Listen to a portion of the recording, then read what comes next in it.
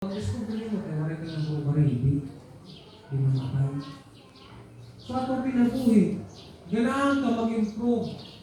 Ako Ginoo, Lord. Gusto ko ganun mag-improve ang akong Christian life. Tapos kasi malapod ng ampo. Kasi Ginoo, ano ko pag-improve nga? Kausa ka man na umahan, kausa ka man na nag-reduce, ano ko pagliho? Undang ka man. Always pray. Not only pray to God's word, not only always pray, but also ignore worldliness. Ignore worldliness, focus our hearts on heavenly things. In Colossians chapter 3, verse 1 and 2.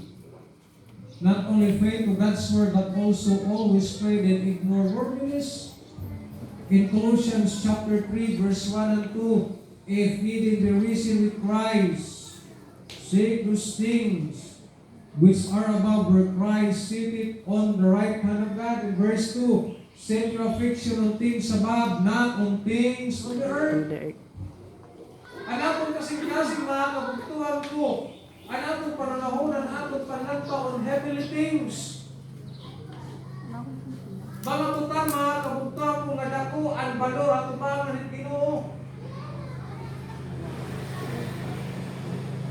Alam ko na ka-istorya di, one time.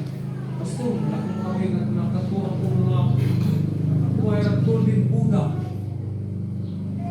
Pakita ko ang picture. Golden Buddha, palit ko. Ang kanila, isipuro kanila. Siniri ka kayo. Anong gusto? Maupod ka. Tumuliri ako. Kaya bangin na itong pagsimulan ko ito, kaya na ito makatrigger ang mechanism hand trap. Mamatay rin kita ni Pastor. Amo ni Pastor, inupod pa. Namatay rin ka po iba. Imbis buhi kita, patay rin nga igagawas. Kaya daan mo kung dito Pastor puno, kaya ko kwarto ko mga, kaya ko saraan ko may mga kwarto ko dito. Wala daliwa, ako na lang dito. Pakita kong picture na, kapicture ko yung udaw, dahil mga kanina. Gold.